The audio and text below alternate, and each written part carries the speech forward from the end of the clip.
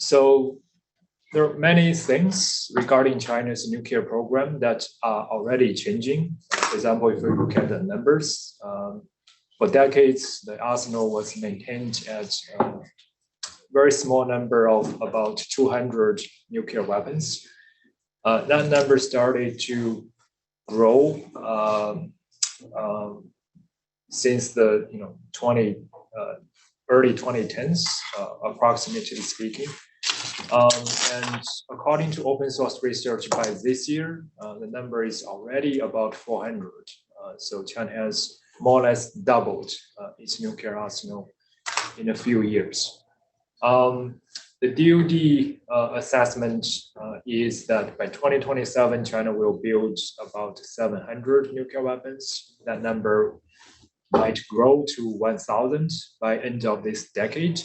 And if the current pace of development continues, then by 2035, the number will rise to 1,500. There are other estimates. For example, a recent Japanese newspaper citing Chinese sources claiming that China's goal is to have about 900 nuclear weapons by 2035. So that's a lower estimation compared with the DoD one. But in either case, there is little dispute that China is expanding its nuclear arsenal at an unprecedented speed.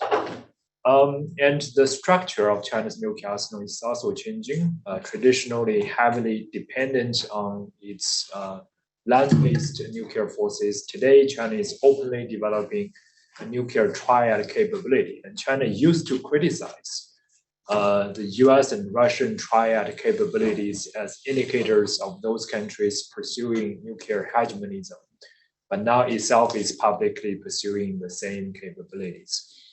And the official narratives are changing too. Previously, the official language is China is maintaining a lean and effective nuclear deterrent.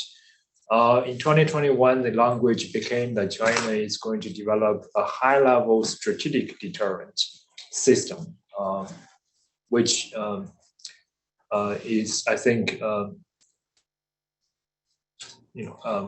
reasonable to be interpreted as a description about nuclear weapons and other non-nuclear strategic capabilities. And by 2022, in the recently concluded 20th Party Congress, the new official language become that China will develop a powerful strategic deterrent capability system. So from lean and effective to powerful, I think there is a clear change in the official narrative. And many people agree that if we look at the major silo sites, and by the way, researchers here played such an important role in discovering these silo-based ICBM capabilities. People agree that the bottleneck of China's future nuclear expansion is the amount of weapons-grade fissile material it will be able to produce. There is some debate about whether China is indeed using some of its civilian nuclear facilities, such as the breeder reactors and civilian reprocessing facilities to produce fissile materials for the weapon stockpile. But I think there is a growing number of interesting data points. For example, since 2017, China stopped reporting the plutonium production from its pilot reprocessing facility in Jiuquan. And the Chinese diplomats at the last year's NPT review conference made great efforts against the proposed language about a moratorium on fissile material production. Various Chinese official sources have described China's breeder reactors. The China demonstration reactor as part of China's civil military fusion program. indicating that that program in one way or another have some, civilian and military dual purposes, and it raises the question: then, what's the military purpose? What did not change, however, is China's concern about technical level factors that could threaten the credibility of China's strategic nuclear deterrent. For decades, China has been worried about increasing American non-nuclear military technologies that could, in one way or another, threaten China's nuclear deterrent. With the capability development, the number of such non-nuclear technologies is growing. China is primarily worried about missile defense, which can, in theory, be used to intercept survived Chinese nuclear weapons after China absorbing a comprehensive nuclear first strike, and therefore neutralizing China's nuclear deterrent. But China has also been worried about other non-nuclear technologies, conventional precision strike weapons, a concern over which has increased after the INF Treaty was terminated in 2019, giving the American option of developing and deploying conventional counterforce missiles near Chinese territory. American space-based sensors are increasingly capable of tracking land mobile missile vehicles. For example, even cyber technologies could be used to interfere with China's nuclear command control system. So there is this objective technical challenge facing the U.S. China nuclear relationship. How can the two countries agree on the degree of the collective impact of all these new non-nuclear technologies on China's small nuclear arsenal? If they couldn't agree about the degree of the impact, then it's very easy to develop distrust, in the sense that China might feel the necessity to build up certain number of nuclear weapons, but that number might appear too excessive to the American side, who disagree about the impact of those non-nuclear technologies. So that's a real and objective problem in the U.S.-China relationship, but it's not a new problem, even though it is growing over time as non-nuclear technologies advance. Another thing that did not change is, I think, for Chinese nuclear decision-making, both technical and political level factors matter. And this has been the case throughout China's nuclear history. If we look at the current round of Chinese nuclear buildup, the technical level factors don't tell the full story. Firstly, if we look at American nuclear capability and missile defense capability, there is no abrupt and substantial growth of those capabilities. So it is hard to explain the rather abrupt and very substantial growth of Chinese nuclear arsenal. And it is very obvious that in terms of the technical level threats, missile defense is number one for China. But the Chinese focus right now on China's very heavy investment into silo-based ICBMs don't really make sense, because silo-based ICBMs are not very cost-effective to address the missile defense threat. And if you talk to Chinese government-affiliated civilian experts and military experts, it's obvious that many of them not only were not aware of the current Chinese nuclear buildup before the program was reviewed by international researchers, even today, many of them do not fully understand the military rationale behind this very substantial nuclear expansion. And if missile defense or improvement in American nuclear capabilities are the primary driver of China's current buildup, the Chinese officials should have little reason not to highlight those American capability roles as a reason for China to take necessary countermeasures. But Chinese officials, they didn't really do that. In fact, senior officials, when they were interviewed, they tend to say because China needs to enhance its nuclear safety and security, and that's why China needs to modernize. So that doesn't really explain the very substantial buildup. But in fact, from day one of China's nuclear program, the Chinese leadership have attached a lot of political importance to Chinese nuclear weapons. Mao Zedong, the first Chinese paramount leader, pointed out that other countries, especially the Chinese enemies, they would look down upon us if we don't have nuclear weapons. Deng Xiaoping, the Chinese second paramount leader, said something similar, that China wouldn't be called a major power with significant influence and wouldn't have had international status if it hadn't built its nuclear capabilities. He also said, China,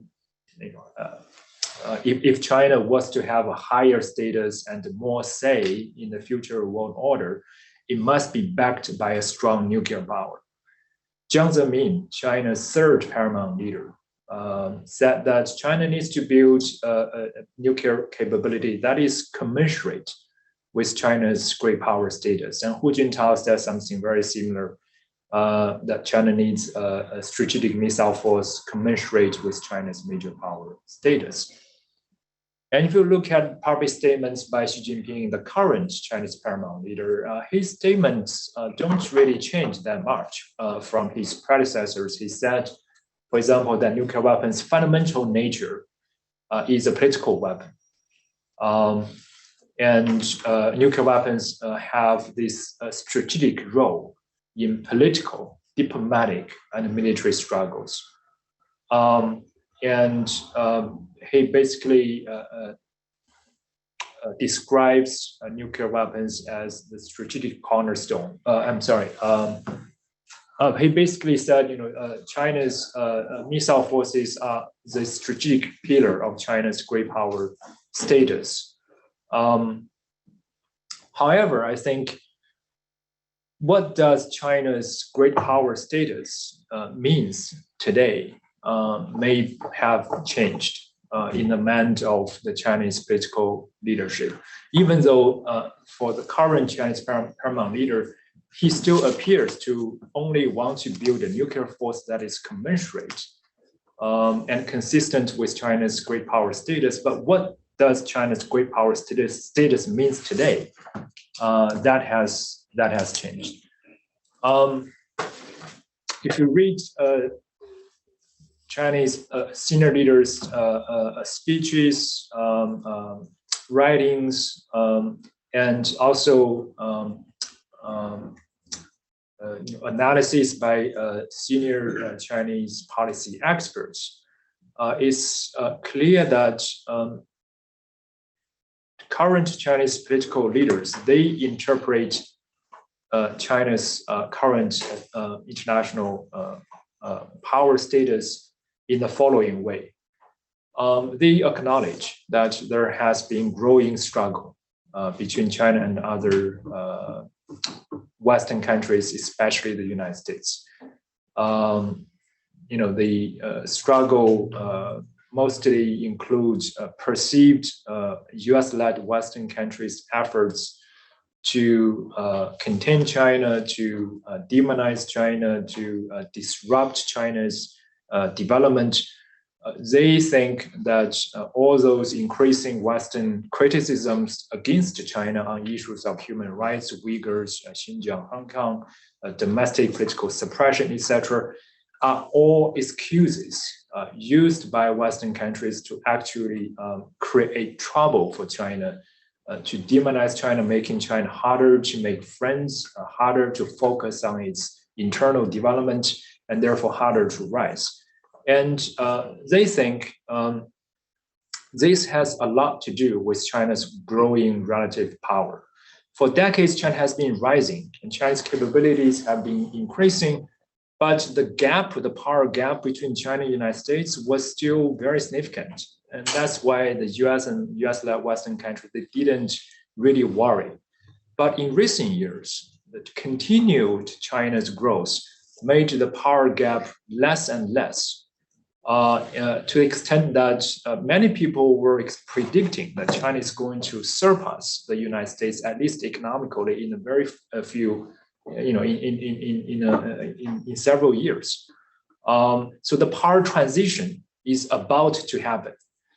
And as a result, China thinks that really makes US-led Western countries deeply worried, much more worried than before, and that is driving their all-out efforts to contain China and demonize China and create troubles for China. So it is not about what China has done wrong. It's not really about China made committing crimes in human rights or domestic suppression. All of those accusations are only excuses. Real goal from the Chinese perspective is to contain China and prevent China from further challenging the American and Western predominance in international power system. So all the problems, according to the Chinese leadership, are a result of the structural change of international balance of power. And therefore, it doesn't really, it's not really useful to try to reason and try to persuade, because those Western countries, they know what they are doing. They are not really worried about China's behavior. They're only concerned about preserving their own predominance. So the best solution from this power-centric perspective is that we need to further accelerate the power transition. By the time China can build and demonstrate strong enough strategic power, that's when the US-led Western countries would ultimately acknowledge China's rise and accept the new reality and start to treat China with equality and respect. So this power-centric mindset provides this policy prescription that China needs to further accelerate material power build up in order to change the perception of Western countries and therefore change their behavior and change their hostility towards China. And nuclear weapons are the ultimate demonstration of strategic capability. That would have, best, greatest psychological impact in influencing Western countries' perception of the relative balance of power. And they often point to Russian example. Before the Ukraine war, you always hear Chinese experts make the observation that the Western countries have been treating Russia with greater respect than they treated China. And that's partly because of Russia's greater nuclear arsenal. And Mr. Xi Jinping himself said that basically, Russia's economy is not doing good, but Russia made sure that it is willing to give up on other developments in order to preserve its, nuclear power and ensure its nuclear capability. And therefore, I think with that interpretation, that's why the current paramount leader, after taking power in 2012, has taken a number of measures to attach greater importance to Chinese nuclear weapons. He basically upgraded Chinese land-based missile forces from a military branch to a full military service. He, ordered the rocket force to expedite the pace of nuclear development in 2016. He instructed the Navy officers to massively increase Chinese sea-based nuclear deterrent capabilities. Those are very specific instructions that were rarely seen by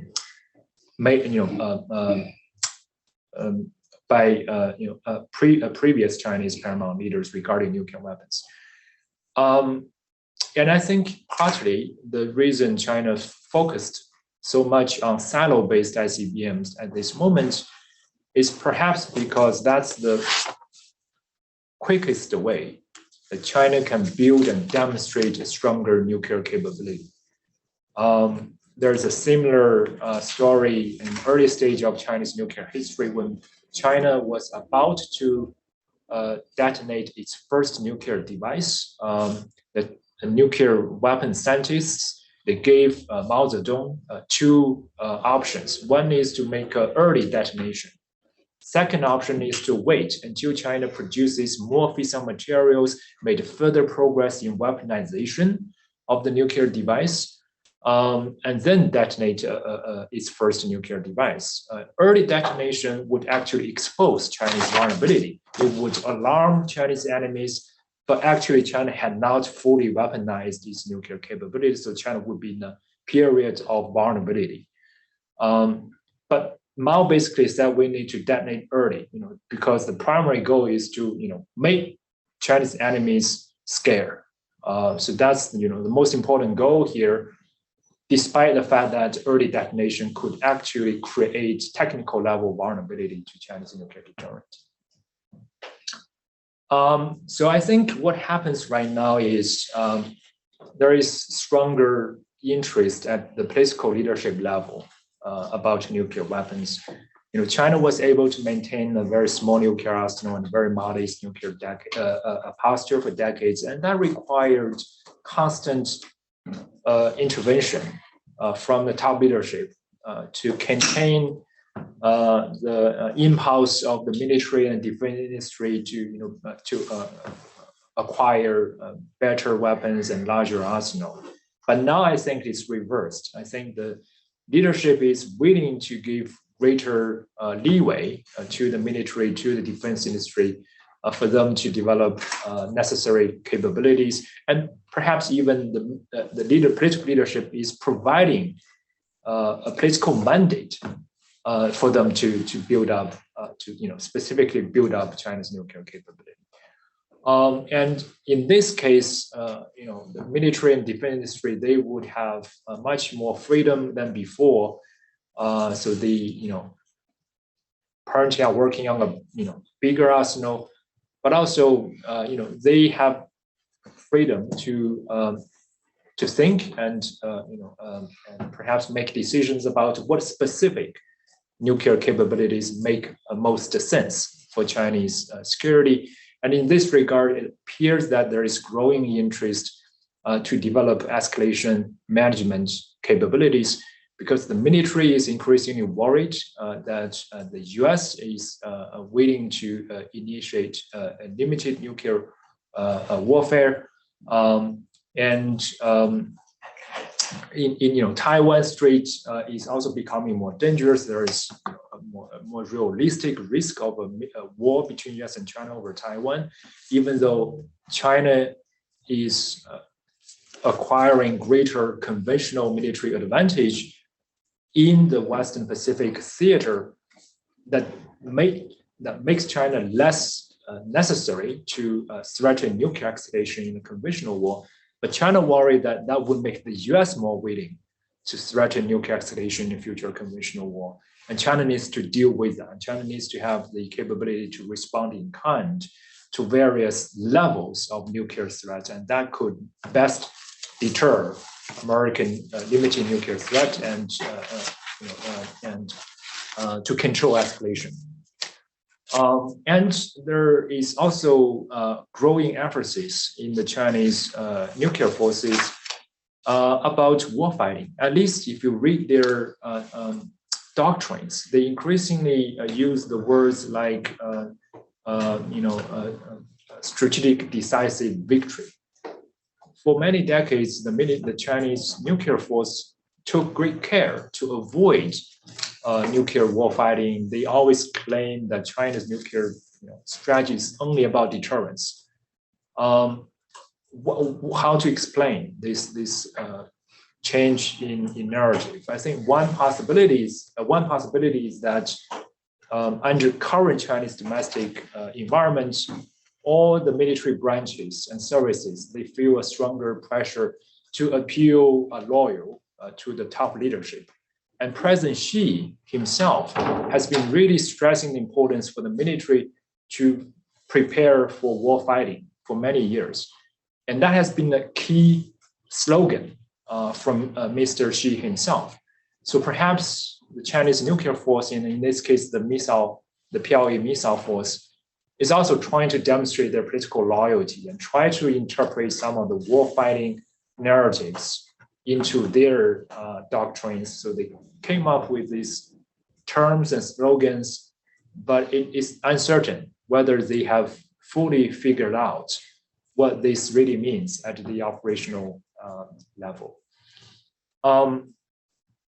And with the greater emphasis by Mr. Xi on demonstrating fighting spirit and demonstrating strategic resolve, perhaps that also makes Chinese nuclear decision makers, especially at the military level, more willing to pursue postures that are traditionally regarded as more escalatory or dangerous. China is building an early warning capability, and there's apparently greater interest about adopting launch under attack posture. I think one important observation is from China's self-perception. Its current nuclear expansion is driven by a sense of insecurity. Right? It's not driven by a sense of wanting to be more aggressive. In other words, the political leadership's assessment that China faces a more hostile enemy because of the structural change in international balance of power. That is primarily driving the nuclear buildup. It is a response to a perceived more hostile security environment. I think it's important to understand how China itself sees its nuclear expansion, although on the other hand, it doesn't tell much, because who doesn't? Whose military expansion or military development is not driven by insecurity, right? So it's in that sense, I think there is a caveat. But I still think it is useful for other countries, especially the United States, to better understand how China itself thinks about its nuclear need, and how U.S. chooses to respond to China's nuclear buildup also matters, because some of the measures and narratives adopted or to be adopted by the United States are reinforcing China's threat perception, or paranoia, if you prefer. For example, there is increasing discussion here about maybe U.S. needs to grow its nuclear capability. There is discussion about because China is building up its nuclear forces, particularly those silo-based ICBMs, U.S. needs to include those ICBM silos as targets of U.S. nuclear targeting plan. I think those discussions basically reinforce the Chinese view that the U.S. that just proves U.S. has a disarming strategy. U.S. has a counterforce desire against China. Otherwise, why would you need to have to include those new targets into your targeting plan if you are genuinely pursuing and accepting mutual nuclear vulnerability with China?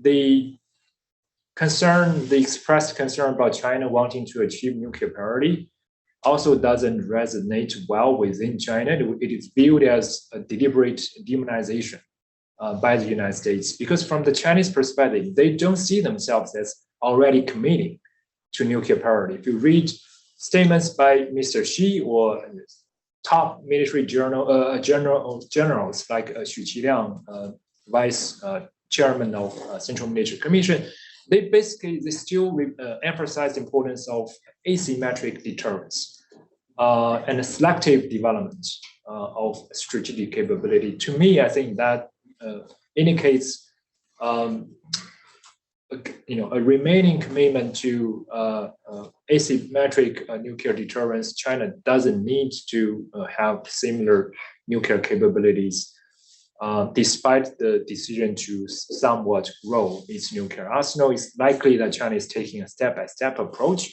It will build up its nuclear forces to some degree. It will then reevaluate its international security environment and need, and then make a next decision. But the American discussion about nuclear parity, etc., it made many Chinese conclude that the U.S. is disregarding facts and is just using this opportunity to demonize China. Similarly, the U.S. discussion about the need to deal with two nuclear peers today is also viewed as a deliberate demonization from the Chinese perspective, because the two nuclear peer narrative basically assumes very close nuclear coordination between China and Russia. In reality, I doubt that's the case. I don't think China and Russia today have that type of trust for them to engage in very deep and substantive nuclear coordination. So China, I think, feels that the US is deliberately exaggerating the threat. Let me conclude with this general thought on potential future measures to mitigate the situation. Firstly, I think that the growing U.S.-China nuclear escalation in China's nuclear buildup is a result of a political problem. Right? It's not a nuclear problem. It's a political problem in the sense that China is becoming a very different country in recent years. Internally, China has changed very significantly. Right? It has become a much more centralized system. There is this one-man rule. The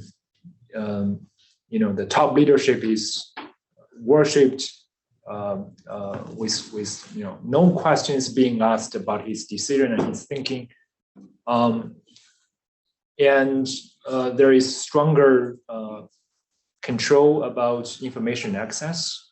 There is stronger efforts by the government to systematically manage information access and also public opinion, to the extent that there is a very big information gap and perception gap between China and Western countries at the societal level.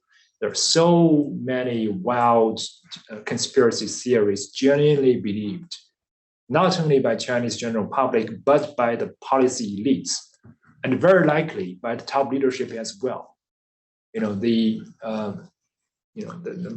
Russian claim about U.S. conducting legal biological weapon research in biolabs in Ukraine and other countries, those are believed by majority of Chinese security policy experts, including biosecurity experts. The recent U.S. Journalist report on the U.S. being behind the explosion of the Nord Stream pipeline, it was heavily debated here, but in China it was taken without question, the fact. Right? I don't think people here understand the impact of that type of information perception gap, because when the policy elites, not just the general public, but even the policy elites, they live in their own information bubble, live in their own universe. They have fundamentally different basic facts with the US and the Western countries. They reach the conclusion that, look, the US is capable and willing to do all the nasty stuff, like blowing up pipelines to blame it on Russia, violating biological weapon convention to develop biological weapons in supposedly peaceful and civilian biolabs in many countries across the world. So the U.S. is just a bad actor, right? It is just evil, right? So it genuinely undermines, genuinely convinces China that its enemies do not respect basic principles and moral standards, and therefore there is no value to try to reason with your enemy. It only reinforces the power-centric mindset, meaning that the only way is for China to focus on strategic power development, because power ultimately is what matters. Your enemy are just too evil to try to even talk to. So that's the biggest political problem I think this nuclear buildup is highlighting. I do believe there need to be greater effort to try to understand and tackle this political problem. Otherwise, it is just going to poison all other issue areas. Just like the U.S.-Russian or Russian-Western political problem is making nuclear arms control impossible. But I wouldn't delve on that because that's not the topic of today's discussion. So I'll try to focus on the nuclear matters. In that regard, I think there are two general approaches that are not mutually exclusive. One is to promote some high-level nuclear policy measures to help stabilize the bilateral nuclear relationship. But at this point, it's increasingly clear that China doesn't want to talk about anything except very small number of topics, and one of them is no first use, which is China's favorite topic. There is an element of propaganda in that approach, but I think there's also very genuine Chinese belief in the value of no first use as the necessary first step towards building a more stable nuclear relationship. And perhaps there is need for other countries, including the United States, to be more willing to jointly examine this topic. If a comprehensive and unconditional no first use is not possible for the United States, perhaps a very limited and especially geographically limited no first use between US and China might still be worth examining, especially over the Taiwan Strait, when both countries today worry the other side has an intent to threaten nuclear escalation. And if the US commits to a Taiwan Strait only US China bilateral no first use agreement, it wouldn't really undermine American security commitments to its other regional allies, Japan, South Korea, etc. So it might be more acceptable. And lastly, there are many very small technical level measures we can continue pursuing.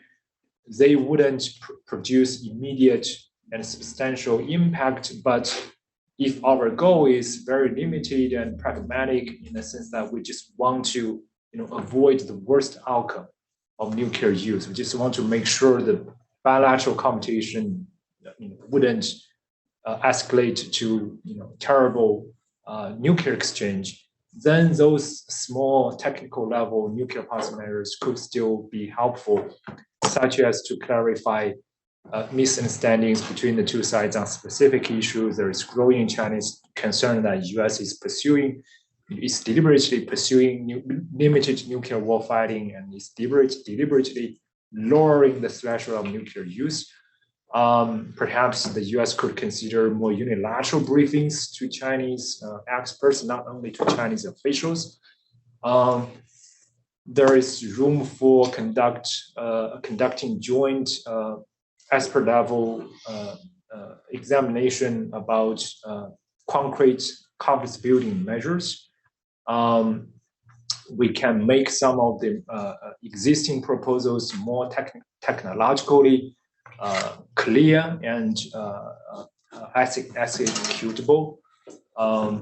There are also long-term measures we can take to gradually build capacity, given the Chinese expert community has a deep and traditional suspicion about arms control, verification, etc. We do need to gradually build that capacity to prepare for a future where political conditions may be more conducive to cooperative security measures. I'll stop here. Thank you. Thank you so much, Tong. I mean, I have lots of questions. I wish you were following yesterday's format where I get to ask all the questions. But Sarah, I won't follow your excellent example yesterday, but I will take advantage at some point during the course of the next hour to raise some questions. But I'm pleased first to turn to others in the room. If you could introduce yourself, and then we'll then ask a question or comment. Jeff? Hi, Tom. You know me, I'm Jeff now, but I guess other people in the room are not faculty here. Yeah, like Bill, I probably could ask 300 questions, but I'll try to make it just one. I'm wondering to what extent the political and military leadership in China or the Chinese people have a good awareness of what would happen if nuclear weapons were used, right? So we live in a world in which, you know, we've counted for a long time on there being sort of institutional and normative restraints that help reduce the chances of nuclear war, and all of those seem to be sort of disintegrating around us. Russia is suspending participation in New START. The NPT has had 2 failed review conferences in a row. The nuclear taboo is winding down. So I have been thinking about, you know, in a world where some of the outside barriers that would impede nuclear use are getting weaker, you know, in some ways we have to rely on what you might think of as internal barriers. You know, leaders are afraid of a crisis. They're afraid of nuclear saber rattling. They're afraid to push the button because they themselves know deep inside how horrible, you know, this would be, right? And that seems to be getting weaker everywhere in the world as well. But, you know, at least in the United States, there was a generation that had, you know, lived through the Cuban Missile Crisis. They've gotten to see popular movies like Dr. Strangelove or On the Beach. And so you could count on people kind of knowing what it would mean if there was a nuclear war. And I don't have a sense for China. Is there anything in China that would create that awareness, or all the fears about being vulnerable to the US and no fears about the risks of nuclear escalation? Yes, I'm sure. Sure, why don't you? Yeah, that's a great question. I think for various reasons, there is lack of public awareness, and potentially also this applies to the policy elites too, about the consequences of nuclear escalation. But there are 2 parts. One is the consequences of nuclear war. You know, historically, especially during the revolutionary years, you know, it's politically incorrect to, you know, to discuss, I think that topic, because that makes one look weak. And you know, Mao's idea is we shouldn't fear about enemy, and you know the evolution of human society is, you know, is unstoppable, right? Sometimes we have to take the costs, right? It requires violent revolution in order for, you know, a capitalist society to evolve to, you know, higher status of socialist society. So that's the theory. And if, you know, if the reactionary forces wouldn't, you know, recognize this trend of history, if they have to fight, then we'll fight, right? It's determined by this you know, theory of human society evolution that is regarded as truth in China. So as a result, I think, and partially I think that's the reason that we didn't see much, you know, movie or, you know, public culture products that highlight the risk of nuclear weapon. Rather, we know Mao, you know, made, you know, very, you know, impressive remarks in Moscow towards his counterparts from other communist countries that nuclear war is nothing. We shouldn't be too afraid, right? If China is willing to sacrifice half or 2/3 of its population, if that's what it takes, right? Because there will still be half of the population who can live and continue constructing socialism. And if Earth is destroyed by nuclear war, so what? That's a small problem from the perspective of the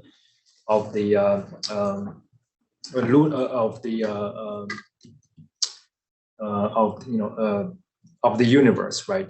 It's a small planet. So I think in some extent it's important to project that heroic sentiment, and maybe that's the reason. And of course, China didn't go through the missile crisis. Chinese leaders didn't have that first-hand experiences of the nuclear risk. I think that plays a role too. And there is another issue, which is the risk of nuclear escalation. And here, the traditional Chinese view is nuclear war is, they recognize that nuclear war is terrible.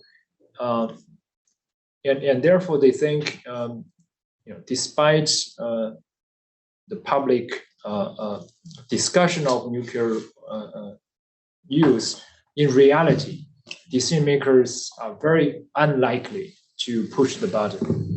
Right? So that contributes to the traditional Chinese view that the threshold of nuclear war is very hard to be crossed in reality. So I think that that made China genuinely worry less about nuclear escalation. They think countries will fight conventional wars, but they will never really go nuclear. But I think today the Chinese thinking is the U.S., because of the structural change in international balance of power, is becoming more desperate.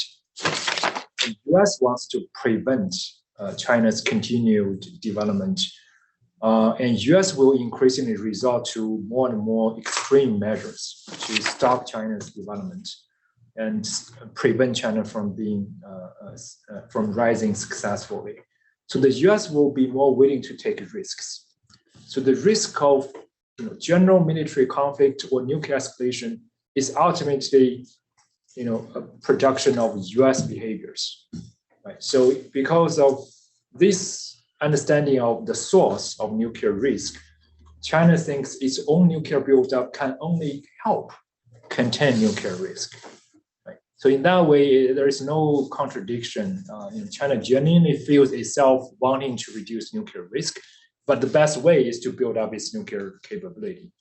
But the traditional view about nuclear thresholds can rarely be crossed, I think, is gradually changing as China increasingly believes that itself is achieving conventional military advantage over the United States. That makes the United States more willing to consider nuclear escalation. The US is actually really re-emphasizing low-yield nuclear weapons, etc. So those indicate to China that the US is more serious about limited nuclear war. So that, I think, is changing China's traditional view and making China wanting to have more diverse nuclear arsenals so that you better control or manage escalation. Let me follow up, if I may, with Jeff's point here, and kind of relate it to what I have observed, and I think you've also concurred, that China has been reluctant to embrace a number of initiatives in the multilateral context having to do with nuclear risk reduction. And so I'm trying to kind of square the circle, if you will. On the one hand, I think you make a good case for the concerns on the part of China with respect to the U.S. I mean, whether it's right or not, I can appreciate how from a Chinese perspective, that might be seen. But if that were the case, I would think there would be a greater interest in trying to build in restraints having to do with nuclear escalation. A number of the proposals that were, generated for consideration in the NPT review conference this past August dealt with mechanisms to restrain escalation. I mean, there were a variety of proposals, but it proved difficult to get support for this, in part because of Chinese, reluctance. So I'm kind of curious why the Chinese, and I know we've talked a little bit about this past privately, but maybe you could say a little bit, here about why the Chinese might have been reluctant to support some of the Western measures, which would seem to me to be consistent with Chinese interests. I think, China and US and other countries share a common interest at the strategic level or at the general level about, preventing crisis and certainly a nuclear crisis. And for China, this even more true because, again, from this power-centric perspective, the best outcome for China is to make use of a peaceful period of time to further build up its power. So eventually, there will be no need for military war because when China can demonstrate strong enough power, Chinese enemies would recognize that reality and accept the new reality. So there will be no war. That's the best outcome. That's also how China understands the Taiwan issue, right? Fighting a war is not the best outcome. The best outcome is to demonstrate enough power so that Taiwan would voluntarily agree to accept Beijing's political arrangement, and the US would also understand there's nothing it can do. Even if it wants to help Taiwan, there's no way it can actually succeed. So no war, no bullet needs to be fired, and Chinese national rejuvenation could be achieved. So in that regard, China has a genuine interest in preventing crisis and certainly nuclear crisis. But again, when it comes to practical level measures, it becomes apparent that the disagreement between the two sides about the source of military risk or nuclear risk is preventing them from cooperating. When China's perception is the greatest challenge today is the US and US-led Western countries becoming more desperate. They are becoming more risk-taking, and they are increasingly, making measures to threaten China. They are talking about building up their military power. They are forging wider and deeper military alliances around the world, right? So it is this them that are on the offense. And so the problem is US aggression. And therefore, that's what makes the situation dangerous. So Chinese efforts to react strongly to that can only help reduce the risk by making US behave more carefully. So they disagree about how to actually reduce the risk because they disagree about the source of the risk. And therefore, for China, it makes no sense to engage in those working level, practical level measures. Because those measures would only make it safer for the US to continue its perceived provocations regarding China. When US planes and naval vessels, they come close to Chinese territory and conduct surveillance, even though it is outside Chinese territorial space. From the Chinese perspective, the reason the US continues those provocations is because the risk is not really a concern to the US. If the US is really worried about collision, over, in the air or on the sea, and really worried about the escalation, the US would, withdraw those activities, right? It would reduce those activities. And therefore, perhaps the risk needs to be higher for the US to recognize the need to take necessary unilateral measures. And the hotline, right? The Western idea of keeping open channels of communication. I think that in theory, I think China agrees with that logic. But when it comes to practice, there are so many various bureaucratic issues, sometimes unique to the two sides' political systems.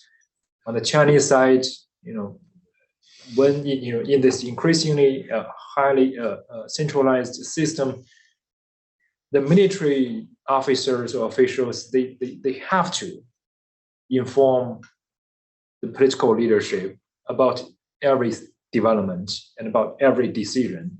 They have less and less leeway to just pick up the phone and provide information to their American counterpart. The political risk of doing that is higher today than before. So in this highly centralized system, that type of timely communication is just very, very difficult. Okay, I will follow up subsequently on this. I have some other things to raise, but I don't want to preclude other people asking questions. And that includes our students. Abner, sure, go ahead. Other younger students and staff are welcome to engage with us here as well. Tactical nuclear weapons. You didn't make any reference to that. And I think that China traditionally did not give that kind of attention to tactical nuclear weapons, did not deploy. Am I correct? Is in the process of changing the no first use and having a very minimum force, expanding it, that has not changed so far, or it doesn't seem to be changing, under pressure to move to change it in the context of more conversation about Taiwan, and of course the concern in the Ukraine war about Russia using very, very small nuclear weapon for tactical purposes or for political and / tactical purposes. Because I think in general, a country that avoids, for example, Israel in the 70s, after the 73 war lessons, after some debate, they decided, no, we are not going to that direction. And it was a very conscious decision, including the chief of staff, not to go to that direction at all. So I wonder about whether in the context of changes, that issue is being discussed and to what extent. Yeah, firstly, I don't think China thinks it has theater range nuclear forces, and China doesn't call them tactical nuclear weapons. But regardless of the names, I think from early on as early as the 1980s, Chinese military strategists recognized that China's so-called massive retaliation strategy couldn't address the threat of limited regional nuclear use. And if China could only retaliate against the enemy's homeland using strategic long-range nuclear weapons, massive retaliation, it made China less able to deal with lower level nuclear threats. But it looks like China didn't invest real resources to address that perceived vulnerability. Potentially, as you said, perhaps the Chinese political leadership also disagrees about theater or tactical nuclear weapons. They think, again, nuclear weapons are primarily political weapons. As long as you can deter by being able to retaliate against the other's homeland, then that would deter them from all sorts of nuclear threats. Or perhaps, during the 1980s, China-U.S. relationship was at its best time in history. And China-Soviet relationship was improving, so China's security environment was much better. China didn't think, even though there's a theoretical threat of a limited nuclear attack, China doesn't see anyone wanting to threaten China in that way. So that really didn't drive China to invest in, precision and theater range nuclear weapons with low yield nuclear warheads. But I think that appears to be changing. In recent years, China has introduced more accurate theater range nuclear forces, DF-21, DF-26, etc.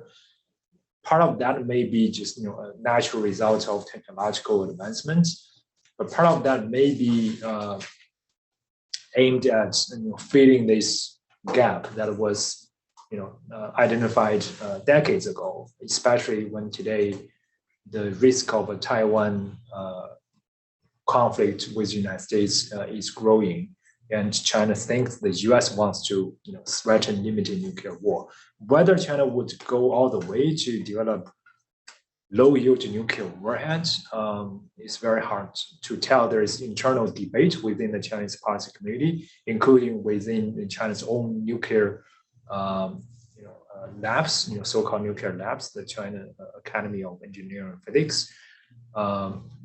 Their scholars appear to have different views with Chinese military scholars, so it's hard to tell if China is going to just develop low-yield nuclear weapons. But certainly China is going to have more accurate and more flexible theater range nuclear forces. Thanks, Tom. My name is Sam Lair. I'm a student here and also a graduate assistant at the center. You talked a little bit about how missile defenses at the technical level are one of the largest drivers for Chinese insecurity.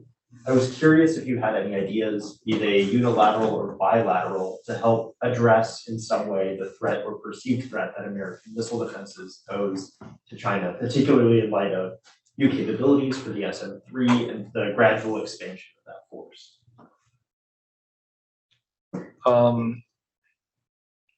Firstly, I think there are many opportunities to help clarify the threats. Right? It's not surprising that Chinese military strategists, they use worst-case scenario thinking in evaluating U.S. missile defense threat to Chinese nuclear deterrent.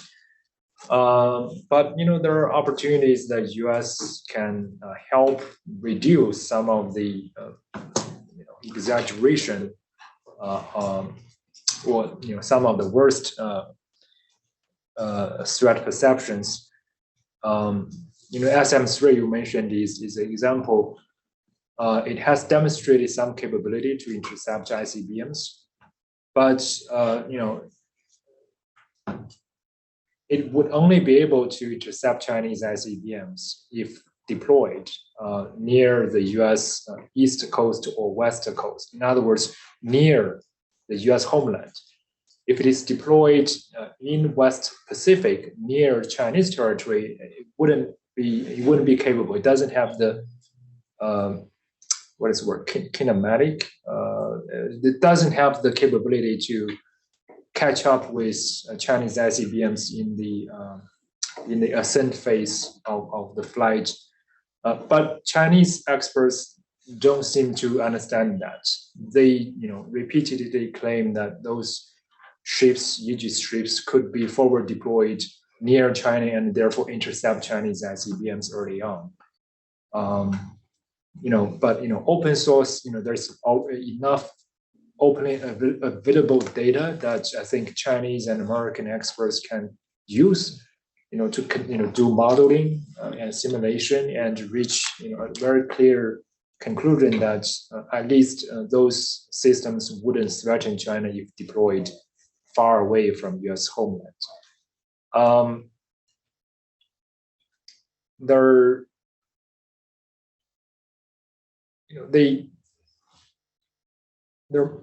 are other similar examples. In 2016, there was a STAT dispute when the U.S. deployed a STAT battery to South Korea in response to growing North Korean nuclear and missile programs.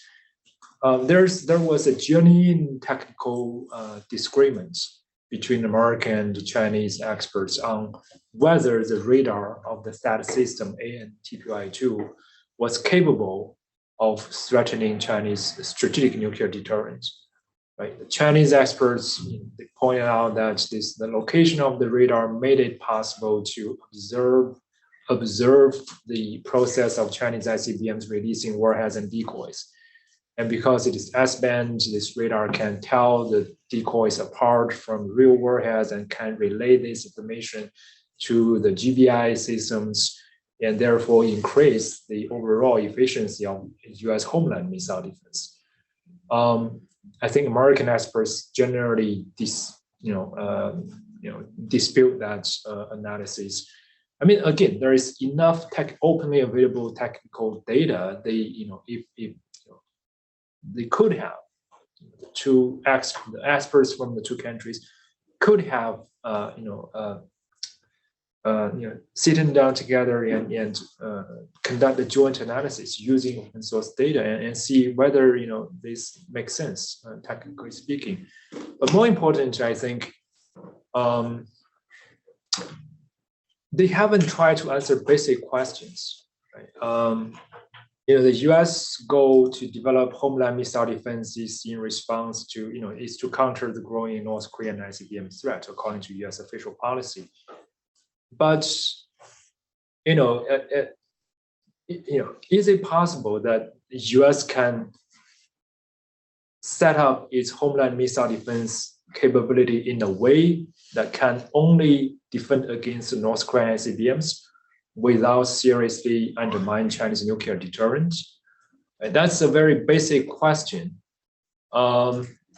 I think it would be really useful for the two countries experts to again work together to look at those technical issues. If the answer is no, actually there is no way the U.S. can make its missile defense, homeland missile defense, only effective against North Korean ICBMs without seriously affecting Chinese ones.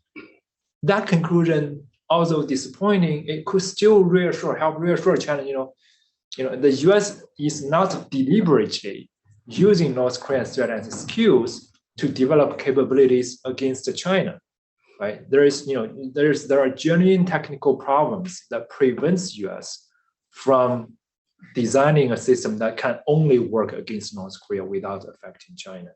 I think that's understanding would be really helpful in reducing threat perception, but haven't been that type of work necessary to foster this type of common standing hasn't started. Thanks, Tom. I think CK had his hand up for John as well. Thank you, Tom. A very informative presentation and discussion. A couple of questions, but let me just focus on one for the time being. So I'm really puzzled, by what you presented, that the leadership, is basically driving this expansion, in every way, both numbers and the full triad and so forth. You seem to indicate even without the knowledge of the technical people, the technical experts. And that's, that's really puzzling because I don't see how you can have, let's say, new capabilities, new delivery systems without a full integration from the technical nuclear people with the missile people, with the political objective, the military objectives. Certainly in this country, we sort of do the whole spectrum of this. So if the government is thinking of some new type of capability, Los Alamos and Livermore, are right there and help to think through those. So it's hard to understand if that's the case. So first of all, I'd like to understand that a bit better. And then second, I guess when I'm then finally told by the Chinese government, look, this is what we're going to do, my first comment would be, if I were a Chinese technical guy in the nuclear program, well, if that's what you want to do, we need more nuclear tests. Exactly. because you know the numbers well. The U.S. has done 1,054, the Chinese 715, and the Chinese 45. And the last one now was also some 25 years ago. So that was before a lot of the technical developments, and they're only working with a 45 database instead of 1,000 some database. And so I'm puzzled by that, but then the question that comes from that, whereas my Chinese nuclear colleagues said as late as 10 years ago, when we talked about the CTBT, and with China be ready to ratify the CTBT, they essentially said, we'll do it 5 minutes after you do, the United States. Is that still the thinking today? Well, thank you so much for the excellent questions. I'm not arguing that all the technical experts were excluded from the decision-making process. I think what happened is only, decision-making was made in a very small circle of experts. Certainly those from the defense industry, they have to be included to implement the policy. Whether they have a voice in the process of decision-making is a different issue. But the point I was trying to make is the broader expert community was not consulted. Even not only civilian nuclear policy experts, but the military's top nuclear policy experts. There was one really reputable military PLA expert who just published a book on strategic stability. Within Chinese PLA, this person perhaps is the most experienced expert on these issues. And it's obvious that this person was not aware of the nuclear buildup. So there, I don't think there is this this consultation and debates among many Chinese-owned government-affiliated experts, and many of these experts,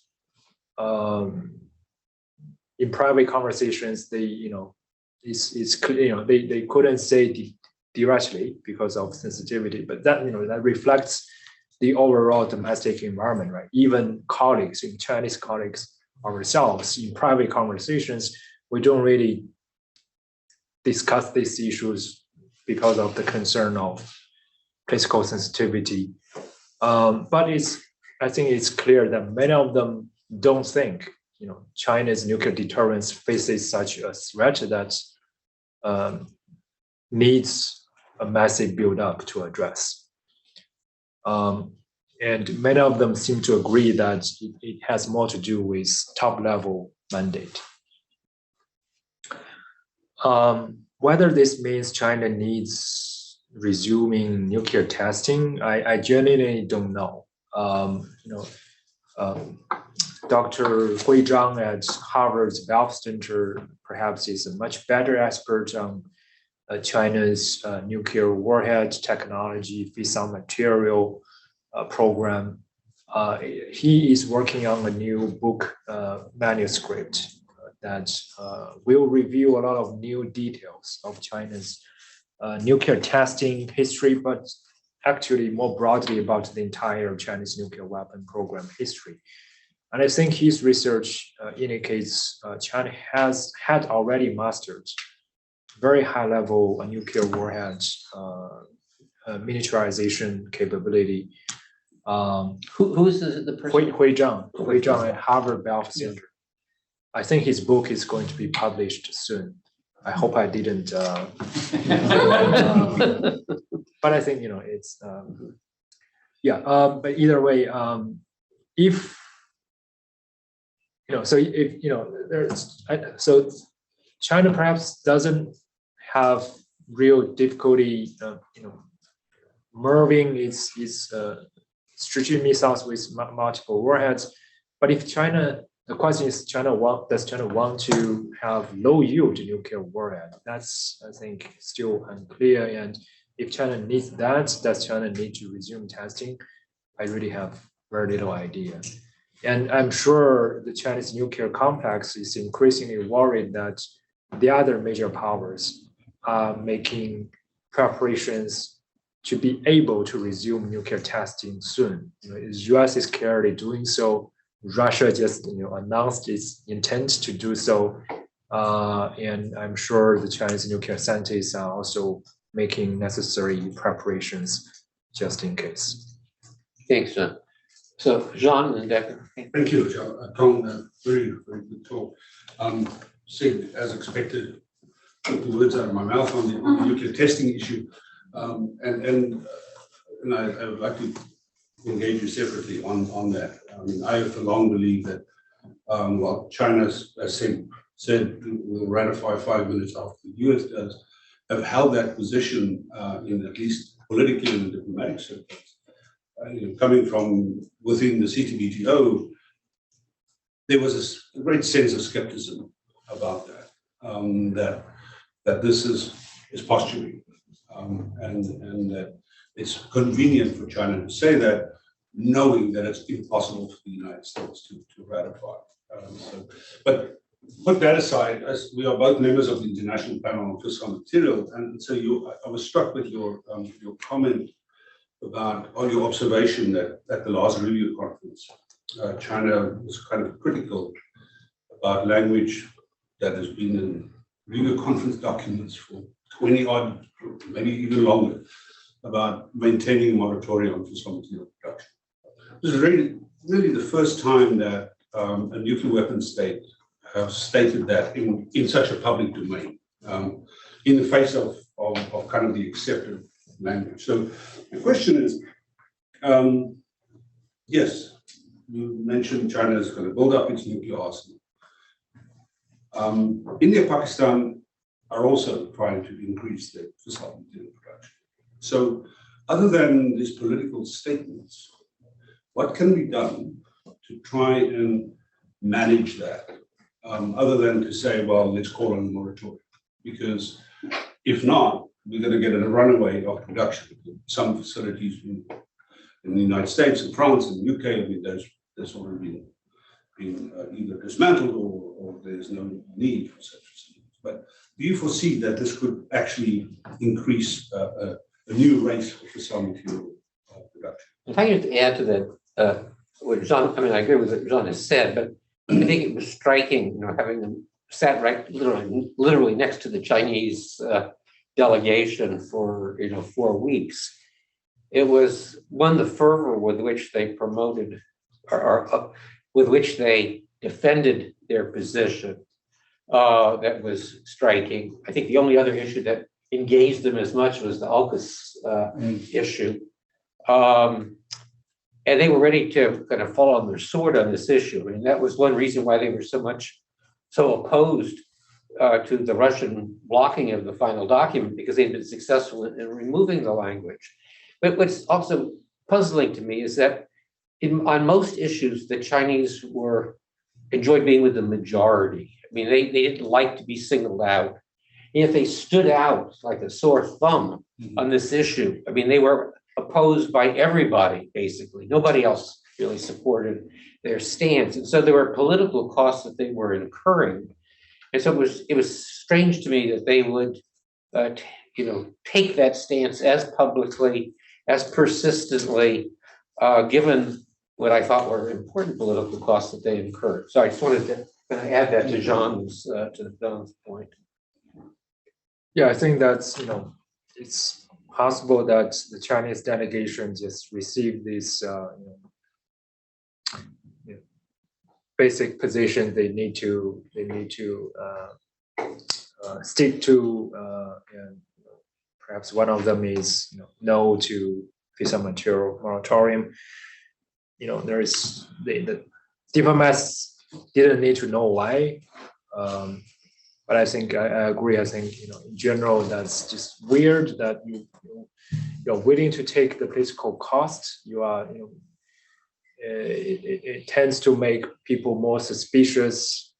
But I'm afraid that it is a high level decision that the system is just willing to take the price to implement it, and that's why I think it's hard for me to right now think of realistic measures to address fissile material, because I do feel that this current round of buildup receives a strong political mandate from the top leadership. Decision is made, and the system's mission, the mission for the system is to implement it.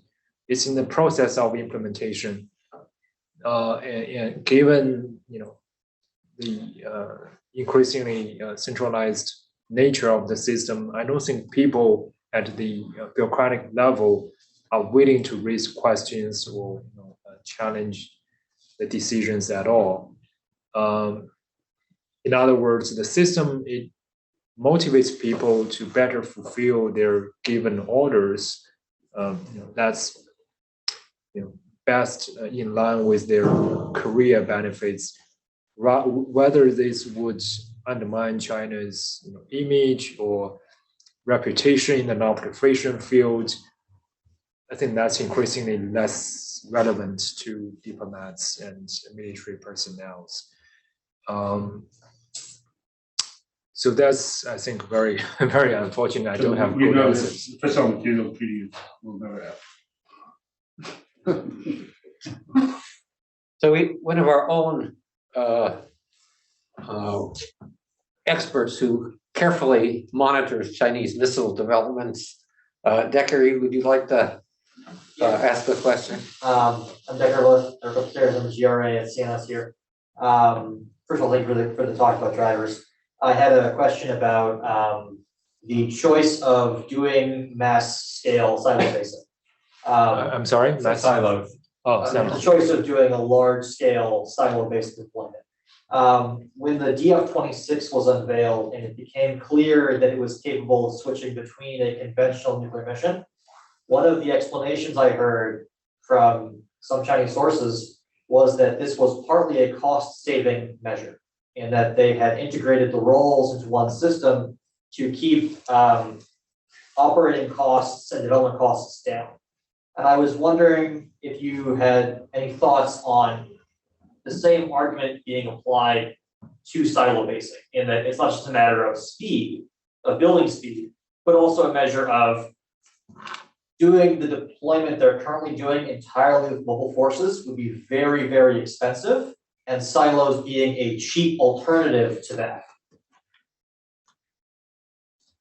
Yeah, I agree. As you said, I think China initially came up with the idea of conventional nuclear dual-use system. DF-26 was primarily due to interest to cut down cost and facilitate logistical arrangements and increasing military flexibility. They later realized that this could, as foreign experts constantly talk about the escalation risk from such dual use and entangled capabilities, they could lead to misunderstanding and crisis. After realizing that Chinese strategists likely think that's an added benefit, it could better deter enemy conventional precision strike against conventional versions of those missile vehicles. I think similar effort to cut down cost is potentially part of the Chinese interest in silo-based ICBMs. China's unique advantage in large-scale infrastructure building could be a very important consideration. China thinks this is one area China can really demonstrate its advantage in massive infrastructure building at a reasonable cost. And it's also likely that after operating road mobile ICBM forces for many years, China gradually realized it's not that easy and it's not that cheap. Especially, I think China is increasingly aware that U.S. has very advanced space-based surveillance capabilities, and that capability is only going to improve over time. So it's going to be very hard for China to hide and conceal the road mobile ICBMs and make them really survivable. All the growing surveillance capabilities are going to increase the costs of China to protect those mobile platforms. So maybe in comparison, the silo-based ICBMs are an appealing alternative as a result. And of course, offers other benefits, including the possibility for China to deploy, terminal phase missile defense to protect silo sites. But that goes back to the previous question about missile defense. I think that's why it will be challenging, but also opens up new opportunities for U.S.-China missile defense conversation, given that China is now becoming more and more interested in developing a multi-layered missile defense technology at this moment. Whether it will, how thoroughly China would deploy those technologies is still uncertain. But China is very interested and determined to have very advanced missile defense capabilities.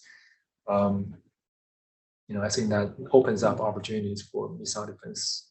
Tom, can you say a little bit about what to me now appears in more and more like parallel universes that are not connected in any fashion? And that's the universe in which I sometimes have a chance to participate in, say, the P5 process, where you have fairly senior foreign ministry figures who, at least historically, have been able to interact and talk about nuclear doctrine, to talk about a variety of issues that we're talking about here in a fashion which, while certainly not satisfactory for the majority of the non-nuclear weapon states, but something that China also seemed to champion. They seem to place a great deal of emphasis on the potential of the P5 process. And so I see that progressing I thought in a generally worthwhile fashion, while moving very, very slowly. At the same time that you have the events that you depicted, which appear to be disconnected to this dialogue on nuclear doctrine that was taking place, at least among some officials. So maybe what you're kind of telling me indirectly is that the folks in the foreign ministry have absolutely no connection whatsoever to the kind of nuclear developments that we are observing. So they may be having their conversations with their P5 counterparts and yet are having no impact whatsoever in terms of the actual policymaking process. Is that a fair characterization, or how would you see the P5 as a relevant or irrelevant actor as it pertains to Chinese policymaking? I think it's likely that Chinese diplomats genuinely don't know much about this military thinking and planning. But in terms of P5 meetings, I think sometimes China also sends not only diplomats, but people, at least people from the nuclear labs, CAEP and other organizations who should know more. How much they would share openly with foreign counterparts about the specifics is a completely different question. But maybe the Chinese delegation has some expertise if they include people from defense industry and the military. which they sometimes did, I think. And the doctrine discussion is favored by China, partially because China genuinely believes China's doctrine is more reasonable and more constructive. There is still very strong belief that Chinese nuclear doctrine is most defensive and focuses on deterrence. Again, that whether and to what extent China is changing its thinking at the military level, and how whether Chinese diplomats are aware of that changing, I think is a question. But that doesn't mean, in general, China still thinks it has the most responsible and reasonable nuclear doctrine. Okay, do I see we have probably time at most for one more question, but I don't see any, Caitlin, we don't have any for us? Okay. Well, this was, I can't say that it was maybe more optimistic than I was feeling before we had the conversation, but I think I'm better informed, Tong. So I want to thank you so much for an excellent seminar, and ask my colleagues to express our appreciation to you for your